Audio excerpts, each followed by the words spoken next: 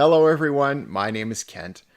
In this video, I'm going to talk about why I believe that Christians should keep the Sabbath on the seventh day of the week as commanded by God in the Bible.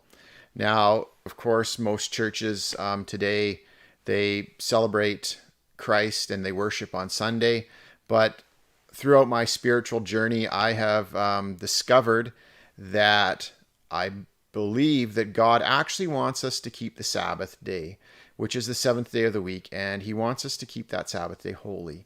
And I'm going to read through the Bible verses that convinced me in hopes that you might have something to think about, and perhaps you'll agree and then start worshiping on the Sabbath. The first verse that I want to read today is from the Ten Commandments, which is found in Exodus 20. So let's read that now. Exodus 20, verses 8 until 11. Remember the Sabbath day to keep it holy. 6 days you shall labor and do all of your work, but the seventh day is the Sabbath of the Lord your God. In it you shall not do any work, you or your son or your daughter, your male or your female servant, or your cattle or your sojourner who stays with you.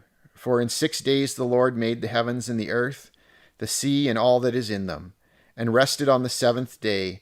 Therefore the Lord blessed the Sabbath day and made it holy. So there's two things in this passage that I want to point out. The first one is that this is the only commandment of the Ten Commandments that uses the word remember. When this was given to the Israelites, he says remember, which would indicate that the Sabbath was in place before the commandment was given. And we know this because God sanctified the Sabbath day on the seventh day when he rested, and he made it holy. That can be found in Genesis. Now, the second point that I want to make is that this is one of the commandments of God.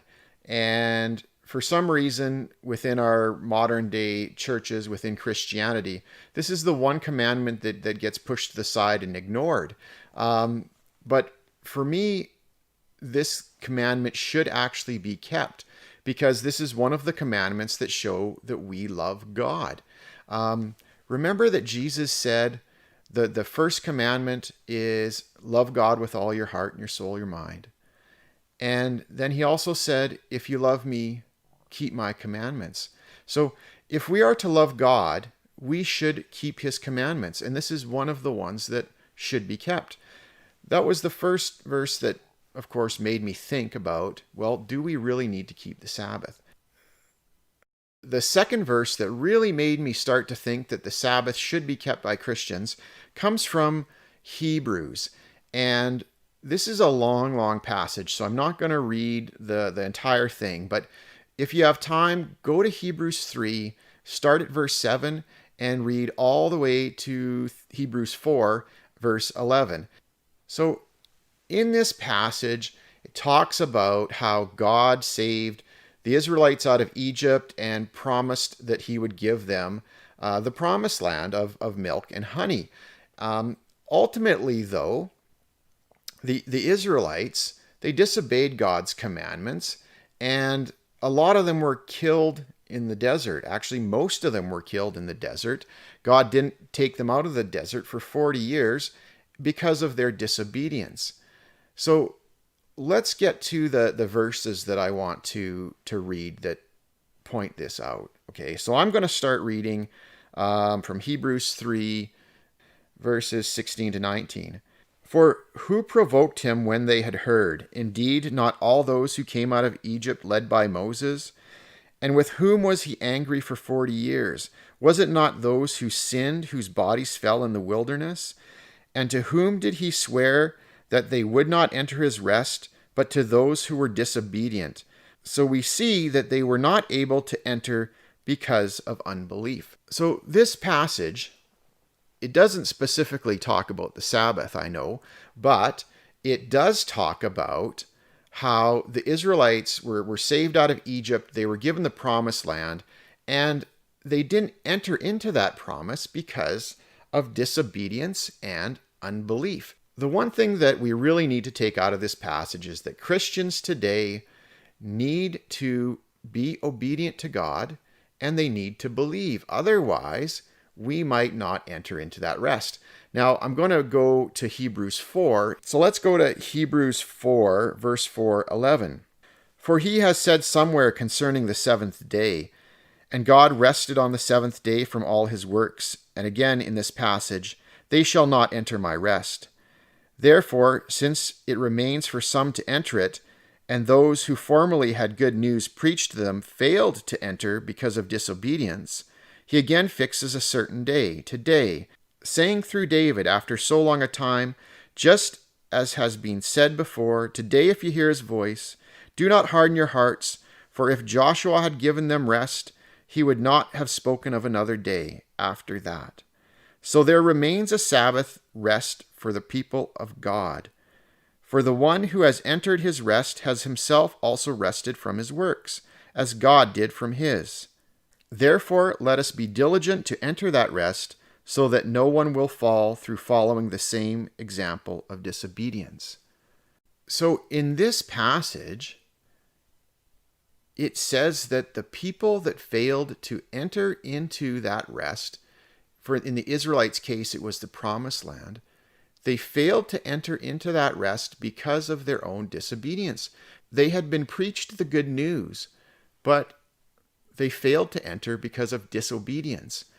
And the interesting thing about verse 9 and verse 10, it says that there remains a Sabbath day rest for the people of God.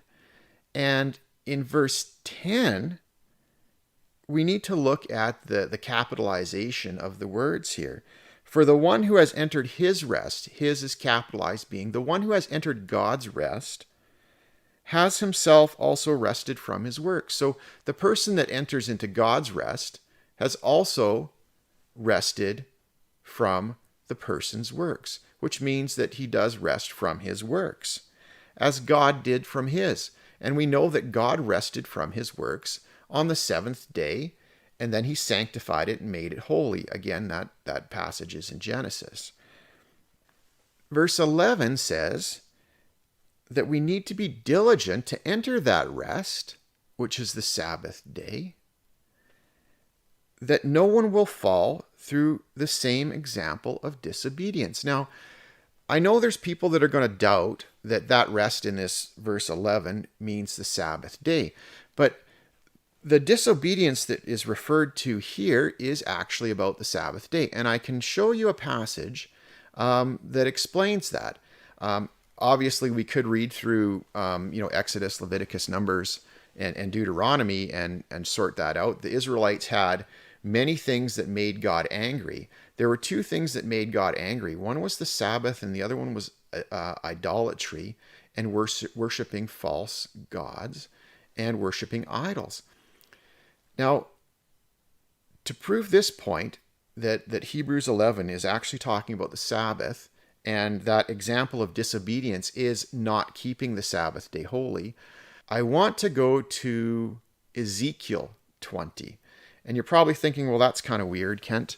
But this is a prophecy where God is speaking, and he says specifically that what made him angry with the Israelites when they were in the desert is that they did not keep the Sabbath day holy. So let's go to Ezekiel 20, verse 10 to verse 13. So I took them out of the land of Egypt and brought them into the wilderness. I gave them my statutes and informed them of my ordinances, by which if a man observes them, he will live. Also I gave them my Sabbaths, to be a sign between me and them, that they might know that I am the Lord who sanctifies them. But the house of Israel rebelled against me in the wilderness. They did not walk in my statutes, and they rejected my ordinances, by which if a man observes them, he will live. And my Sabbaths they greatly profaned. Then I resolved to pour out my wrath on them in the wilderness, to annihilate them. Okay, so this is God speaking through his prophet Ezekiel. And it's a very interesting passage when you stop and read this. God is angry at the Israelites because he gave them his ordinance, and he says he also gave them the Sabbaths, which is different than the ordinances. It is separate from the ordinance. And it says here that he gave us the Sabbath to be a sign between me and them. So the Sabbath is a sign between us and God. And it tells us the purpose of the Sabbath. And it says that they might know that I am the Lord who sanctifies them. If we skip ahead to Ezekiel 20, it says essentially the same thing with slightly different words. And it says that they might know that I am the Lord their God. So that is the reason for the Sabbath, and that is why we should keep the Sabbath. Or at least that's another reason. Not only has God commanded us to keep it holy, but if we keep that Sabbath, that is how we learn about God. That is how we become to know God. That is how we become to know that God is the one that sanctified us. Makes it very important. But to actually tie this to my previous point is that this prophecy specifically talks about the Israelites in Egypt, and it specifically talks about how it was the Sabbaths that made God angry. Now, again, I would encourage you to read all of Ezekiel 20 because it's an interesting read. He also talks about idolatry and false worship as being another thing that made him angry. But in Ezekiel 20, he repeats over and over and over again that it was the disobedience in following the Sabbaths is what was the result of the Israelites that did not get to enter into their promised land. The next verse that I want to talk about, again, is from the New Testament, and it's Colossians 2, specifically verse 16. So, in Colossians 2, the specific verse that I want to point out here is verse 16. But to get the context of this message, let's start to read at verse 8. So Colossians 2, verse 8, we'll read until verse 17. See to it that no one takes you captive through philosophy and empty deception, according to the tradition of men, according to the empty principles of the world rather than according to Christ. For in him all the fullness of deity dwells in bodily form, and in him you have been made complete, and he is the head over all rule and authority. And in him you were also circumcised with a circumcision made without hands, in the removal of the body of the flesh by the circumcision of Christ, having been buried with him in baptism, in which you were raised up with him through faith in the working of God who raised him from the dead. When you were dead in your transgressions and the uncircumcision of your flesh, he made you alive together with him, having forgiven us all our transgressions, having cancelled out the certificate of debt consisting of decrees against us, which was hostile to us, and he has taken it out of the way, having nailed it to the cross. When he had disarmed the rulers and authorities, he made a public display of them, having triumphed over them through him. Therefore, no one is to act as your judge in regard to food or drink or in respect to a festival or a new moon or a Sabbath day, things which are a mere shadow of what is to come, but the substance belongs to Christ.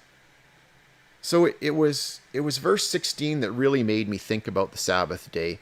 And initially I thought, well, this means that at least it's not bad that we do the Sabbath, because it says in verse 16 that let no one judge you for doing the Sabbath. The reason that I read so many verses in order to explain this is that it gives us context. And the context that is here, we can see that the people that Paul is writing to are not Jews. Verse 13 says, when you were dead in your transgressions and the uncircumcision of your flesh. Meaning that the people that he's talking to have not been circumcised, meaning they're not Jews, they're actually Gentiles. And he's telling the Gentiles, because they have been baptized, which is the circumcision of the heart, which we can see in verse 11, the circumcision that's made without hands, because they have been baptized, that gives them the right to do the Sabbath, the new moons, eat biblical food, and do the festivals. Essentially, that's what he's saying. Let no man judge you in a new moon or a Sabbath. It doesn't say, let no man judge you in not doing it. It says that these Gentiles should feel confident that nobody can judge them when they do the biblical commandments of following the Sabbath, following the new moon, etc. So the reason that I need to point that out is because this verse often gets twisted by people saying that it doesn't matter what day you do the Sabbath on. This passage doesn't say that at all. It says, let no one judge you in keeping a Sabbath.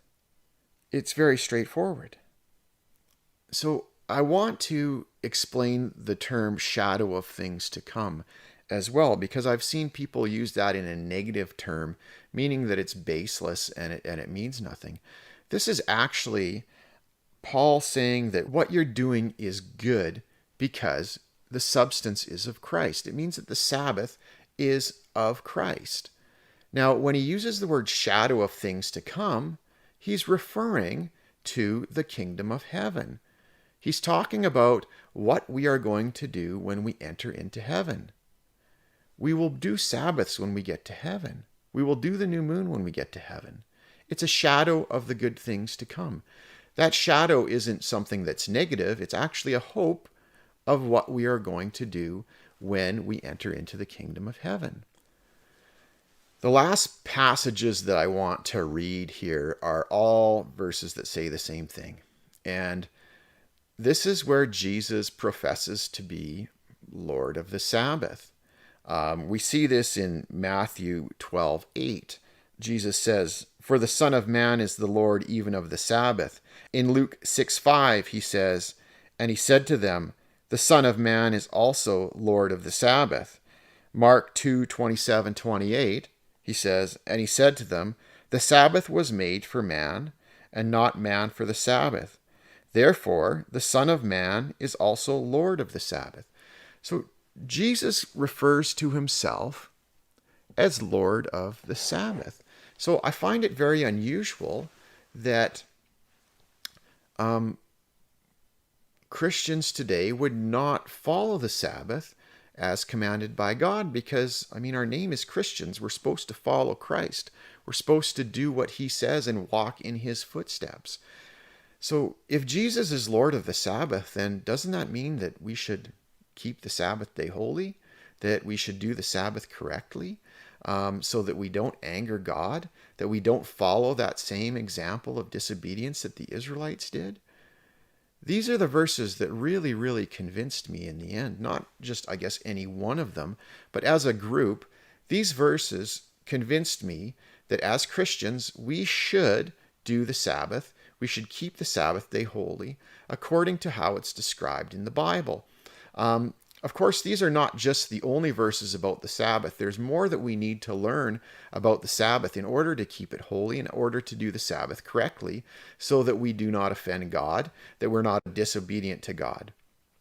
Okay, but the purpose of this show, the purpose of this video, is to just describe what verses made me think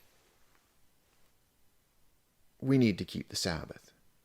So I'm asking you today to think about these verses that I've shared with you, and to think about where you are spiritually and what God wants you to do and what you need to do to show your love for God. If you love God, you will keep his commandments.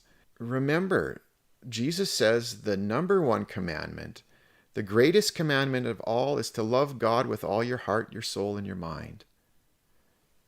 Jesus also said, if you love me, keep my commandments. The Sabbath is obviously one of their commandments. God sanctified the Sabbath day at the beginning of time, essentially. And then he asked us to keep that Sabbath day holy. We see in the history of the Bible that God is offended by people when they actually break his rules about the Sabbath. And it's written in the Old Testament and New Testament that we should be obedient, lest we follow that same example of disobedience. We don't want to follow that example of disobedience that the Israelites did when they were in the desert, and God ended up killing most of them before he allowed them to enter into the promised land. We need to believe in Jesus. We need to be obedient to Jesus. Part of believing in Jesus is believing what he says and doing what he says. So that means that we should do what he commands. So I'm asking you today to open up your heart and to accept Jesus. Accept God's will. It is God's will that the Sabbath be kept holy. It's God's will that we obey his commandments. Let's not forget the Sabbath. Remember the Sabbath day and keep it holy. Well, that's all for today, folks. My name is Kent. Farewell and God bless.